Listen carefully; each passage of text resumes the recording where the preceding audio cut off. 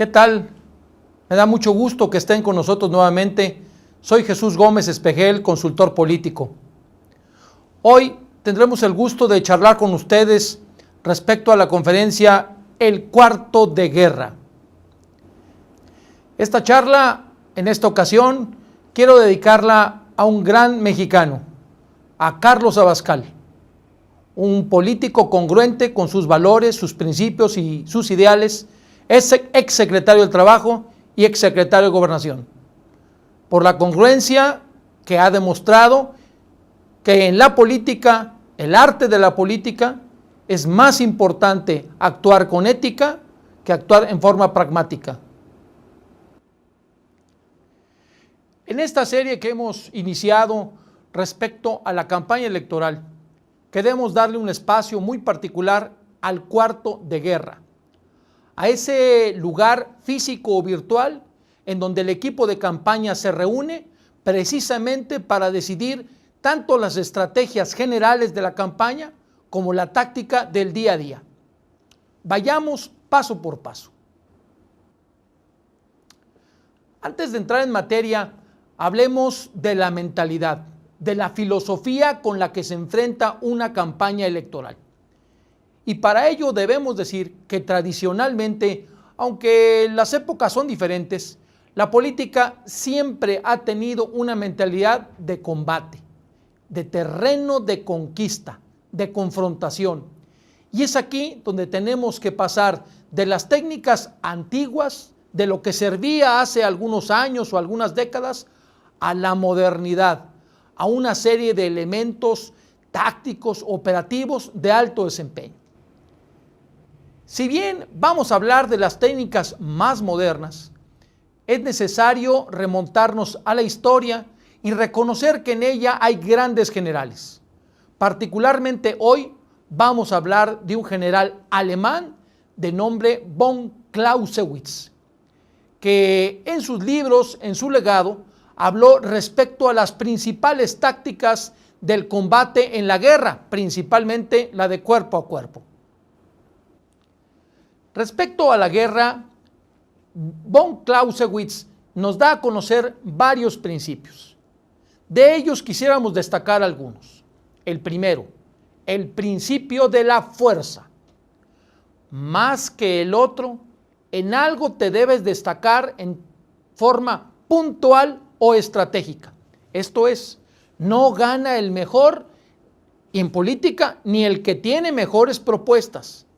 Gana el que es el preferido en la perspectiva del electorado con algún tema particular. Gana el primero en la mente del elector. Von Clausewitz nos afirma en este principio que el mayor número de tropas debe entrar en acción en el punto decisivo, en el momento clave. Y aquí no hablamos de estar en una posición de superioridad o de defensa. Lo hablaremos en otro momento. En lo que sí afirmamos sin temor a equivocarnos es que el que lleva la delantera será el que tenga la iniciativa. Esto es, el que ponga por delante el terreno del juego con el cual se está jugando.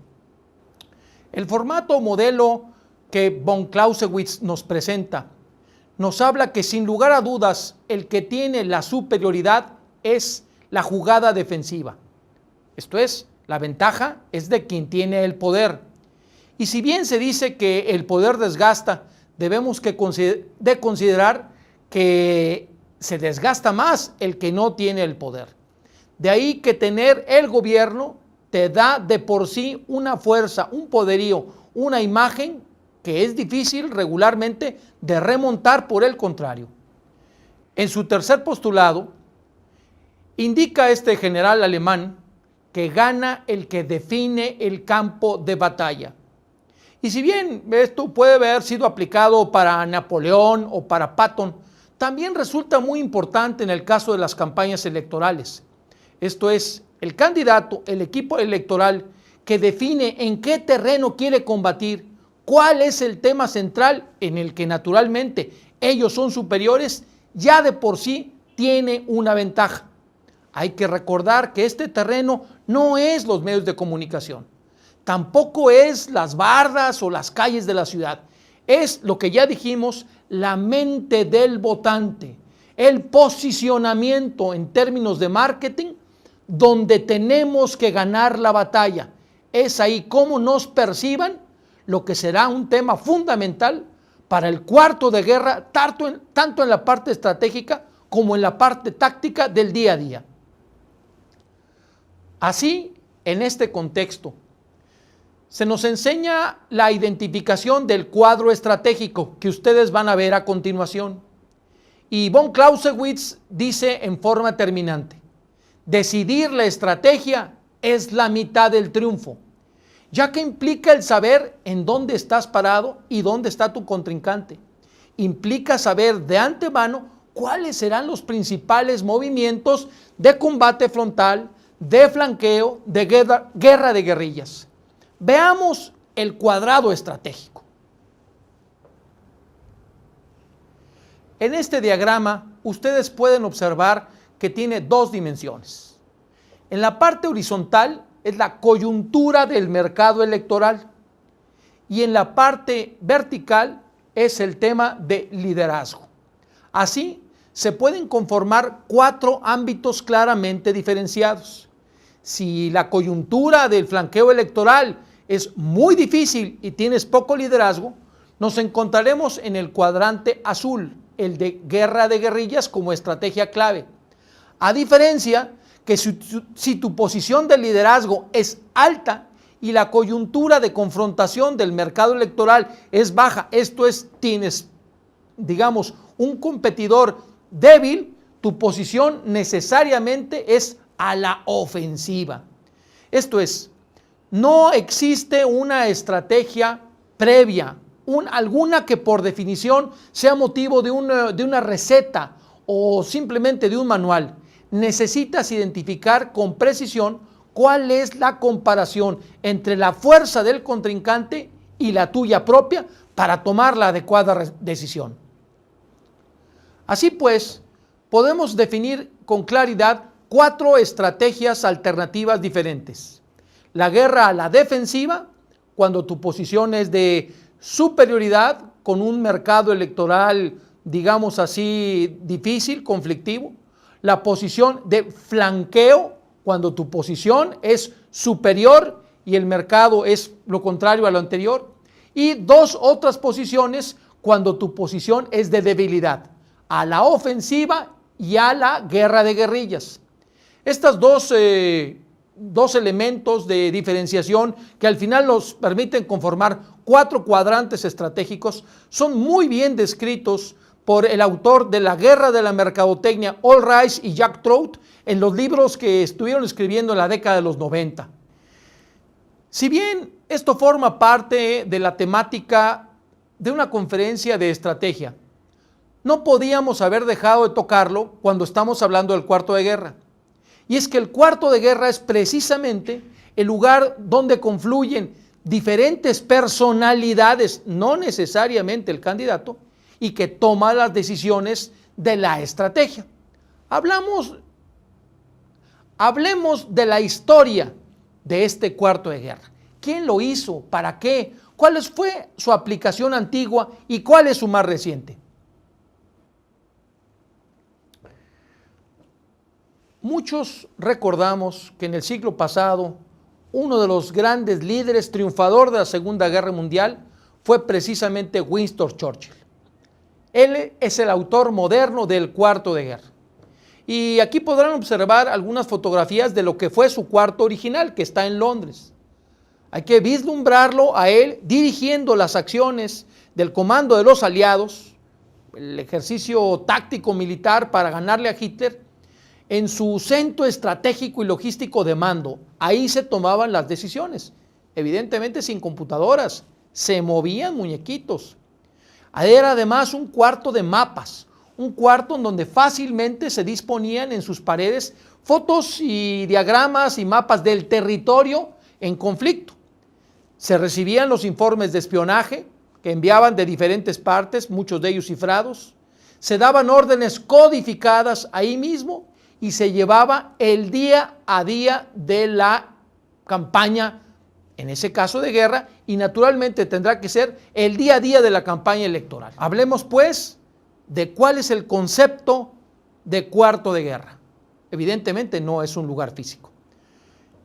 Cuarto de guerra es el equipo político reunido sistemáticamente, estratégico, de primer nivel, que se reúne para la toma de decisiones preliminares y en el momento, en el lapso de la campaña electoral, y que genera las instrucciones a los operadores políticos. En esto, resaltemos que no es un equipo de más de 4, 5, 6, 7 personas, que no necesariamente esté el candidato, sí está el director de la campaña, sí están analistas, sí están estrategas, sí está el consultor, y que en forma metódica están tomando decisiones. Es ahí el lugar neurálgico. Cuidado con el tema de las infiltraciones, de las orejas y de las escuchas indiscretas. Hay muchos conceptos de cuarto de guerra. Muchos han visto en la Casa Blanca el cuarto de mapas. Algunos podrán observarlos aquí. La NASA, para el lanzamiento de sus cohetes espaciales y el transbordador, tiene un cuarto, no le llaman de guerra, pero ese cubre la misma función. En muchos de los casos son espacios amplios, en todos los casos son lugares discretos, fuera de un ambiente público. Ojo, no es la sala de prensa, tampoco es la casa de campaña, no es la habitación o la casa particular del candidato. Es una oficina, un lugar puesto especialmente para ello y con todos los servicios. A los buenos cuartos de guerra en campaña lo conocemos por sus frutos, como los árboles. Los conocemos por sus efectos. Así, las granadas de fragmentación, el gran daño que hacen, pues no es que sea muy aparatoso, pero sí nos damos cuenta de la gran incidencia que tienen. ¿Cuáles son los efectos que tiene un buen cuarto de guerra? Buenas decisiones, una sensación de comunidad, de consenso, o por lo menos de mayoría en la toma de decisiones, una gran velocidad de respuesta que naturalmente una campaña compleja, competitiva, como son las del día de hoy requieren, una medición del impacto de cada acción, tanto del contrincante como de los medios de comunicación y también de las acciones decididas por nuestro equipo, y un control de daños cuando el golpeteo es demasiado fuerte. Hemos mencionado, y lo volveremos a hacer, la importancia que tiene el blindaje del cuarto de guerra, del cuarto de decisiones en la campaña. Por lo pronto mencionaremos que es indispensable evitar intrusos. Y no estamos hablando solamente de periodistas o de miembros del equipo contrario, de nuestros propios colaboradores, que vaya usted a saber si son solamente voluntarios o alguien más los mandó. Requerimos también que no llegue la información común, que no llegue la operación del diario, que no llegue la operación numérica. Requerimos solo la información estratégica. Evitemos a toda costa la grilla interna. El cuarto de guerra no es un lugar para las diferencias entre estrategas o entre el consultor y el candidato. También el blindaje implica el que sea un cuarto sumamente sensible y que opere en tiempo real, no 2 o 3 días después de que pasó. En ocasiones es cuestión de minutos para que la información llegue al cuarto de guerra y éste reaccione oportunamente.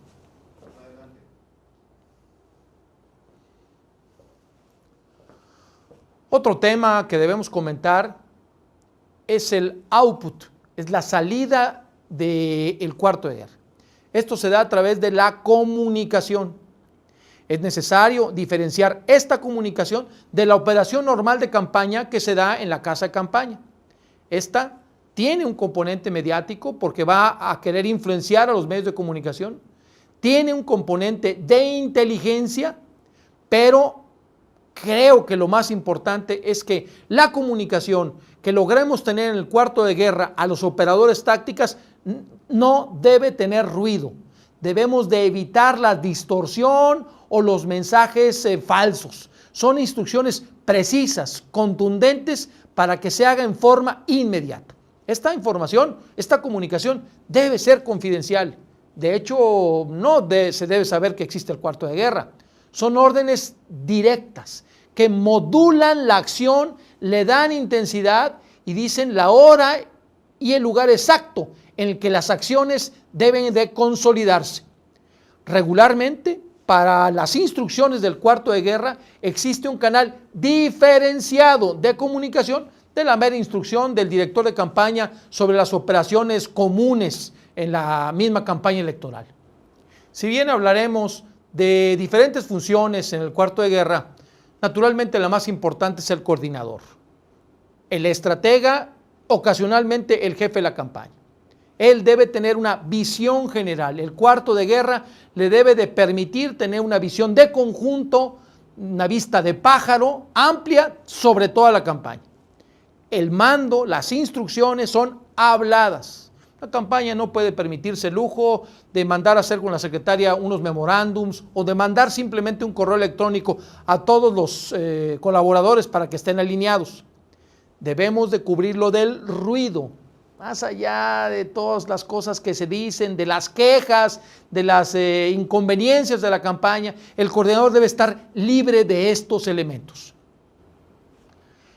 El coordinador, el comandante, precisamente es el que toma las decisiones al más alto nivel. El rumbo y la estrategia de la campaña es decidida en este cuarto y comunicada por el comandante general o jefe de la estrategia. Pero además debe tener una jugada, una respuesta tipo joystick, adelante, hacia atrás, a un lado, hacia otro, de tal forma que el equipo de campaña responde inmediatamente, sin preguntar. Una campaña no es democrática, la elección sí lo es, ganará por mayoría.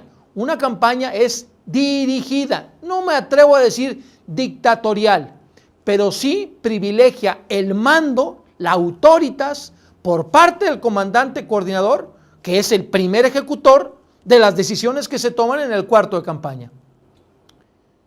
Naturalmente, el jefe no es el único rol. Podemos observar con claridad en este diagrama estos 4 hombres vestidos de uniforme, los 4 principales roles. Ya hemos mencionado el de mando, el que dirige, el que es la cabeza y el que coordina. Diferente del candidato, aquí no lo estamos incluyendo.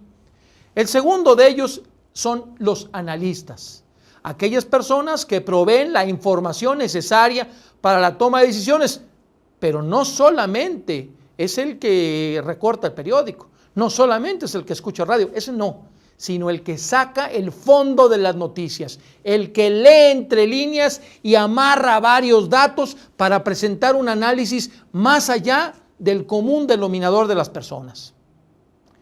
La tercera figura es el estratega. Le vemos un traje más de campaña, efectivamente, está donde crujen los tobillos. El estratega es el que dirige la operación territorial, la que dirige la operación mediática, en donde vamos a incidir con nuestra toma de decisiones ya en el resto de la campaña. Mencionaremos al final el tema del operador territorial, que el jefe de ellos debe estar en el equipo de comando, en el cuarto de guerra, y definitivamente es alguien de terreno, es alguien que no le importa ensuciarse las botas, ni quitarse la cachucha o ponerse el casco o estar con el AK-47, digamos así, en la brega con cada una de las comunidades y en cada uno de los espacios. Estos serían los 4 roles posibles en el cuarto de guerra o cuarto de comando. Los que hemos participado en muchas campañas sabemos que es un tira y toma, sabemos que es un boxeador fajador, sabemos que se da y se recibe. De ahí que el cuarto de guerra también se le asigna el centro de control de daños en la percepción del electorado. Va revisando la lealtad de los militantes y de los simpatizantes. Es indispensable que en el cuarto de guerra exista la evidencia, la aceptación, incluso la anticipación de ese periodismo de investigación que hay sobre nosotros y sobre el contrincante. Igualmente se encarga de la seguridad del candidato. ¿Qué va a ser más importante que ello? de los errores mediáticos que se cometen, pues ahora sí que continuamente, y saber si esto nos está impactando. Y además debe estar muy atento a cualquier filtración de decisiones estratégicas, de órdenes, de instrucciones, tácticas que se puedan dar a lo largo del tiempo de campaña. Muchas ocasiones me preguntan cuál es la composición ideal física de un cuarto de campaña, y no hay reglas. Podemos observar a mis espaldas el cuarto de los conservadores en alguna elección de Estados Unidos. Podríamos ver también el cuarto de guerra del Partido Liberal en las elecciones de Inglaterra en el año 2001. Sin embargo, lo que queremos dejar claro es que se requieren espacios cómodos, amplios, van a pasar unas buenas horas de su tiempo ahí. Requerimos sillas reclinables, áreas con cañones y espacios también para el descanso. Naturalmente debe ser autónomo, debe ser independiente, en espacios de agua, de electricidad, de baños, algunas áreas de junta diferentes, sin dejar de mencionar que haremos énfasis en esto, en el tema de la seguridad. Son espacios confidenciales en los que no van a resultar evidentes prácticamente durante toda la campaña. ¿Cuáles serán los tiempos necesarios, indispensables para el que el cuarto de guerra está operando?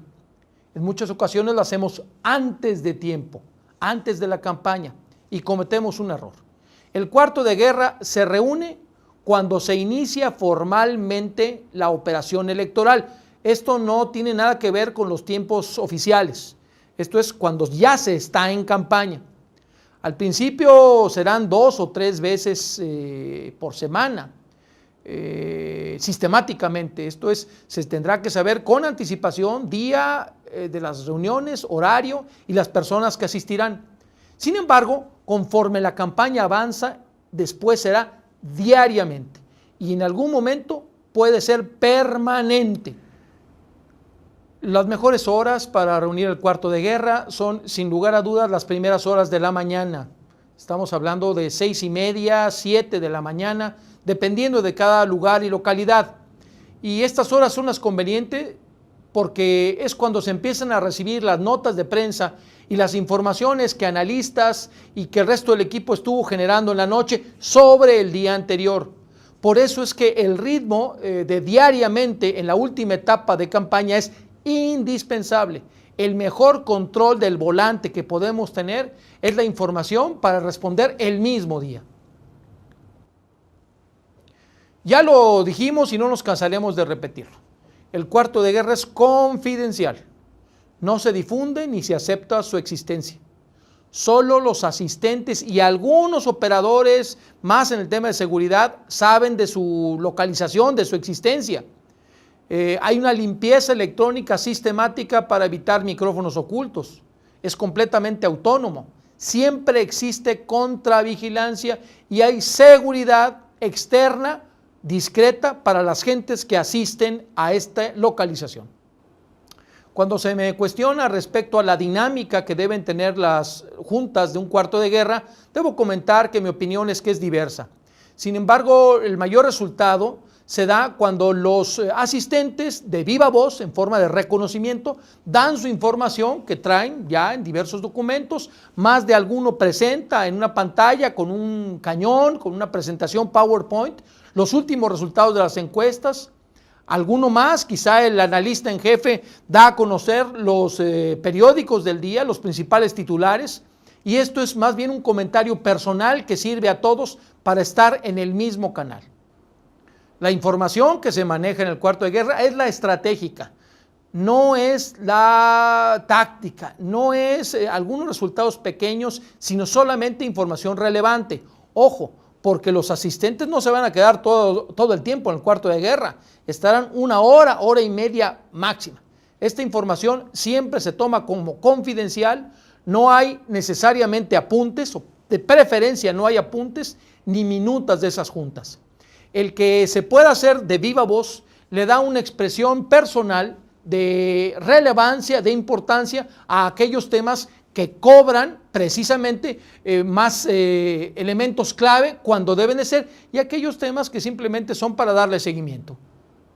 Con todo lo que hemos dicho, debemos afirmar que los medios de comunicación social en la búsqueda de noticias en muchas ocasiones encuentran el cuarto de guerra. Nos ha pasado varias ocasiones y debemos tener siempre el plan B. Debemos de poder salir de ese ámbito, de esa temática, como una reunión más, efectivamente dar una rueda de prensa dando a conocer algunas supuestas conclusiones de una reunión especial y siempre tener un lugar alternativo. El cuarto de guerra no es el lugar de control del día de la elección, que igualmente por su confidencialidad y carácter estratégico debe de ser en un lugar diferente el cuarto de guerra. Casi para finalizar, debo decirles que el cuarto de guerra es un centro virtual de toma de decisiones. En muchas ocasiones, por la cobertura nacional o regional de las elecciones, puedes estar teniendo conferencias con gente en otros lugares del país o de la región por videoconferencia o por Skype o por internet. Esto te da una gran capacidad de operación y evita los traslados de la toma de decisiones en otros lugares del espacio territorial de la elección para que no tengan que estar ahí. De tal forma que este centro virtual implica el uso de tecnología, incluyendo el de encriptación de la imagen. Debe de existir un responsable del área de sistemas, naturalmente del mismo nivel de confianza que los asistentes, ya que se enterará de todo.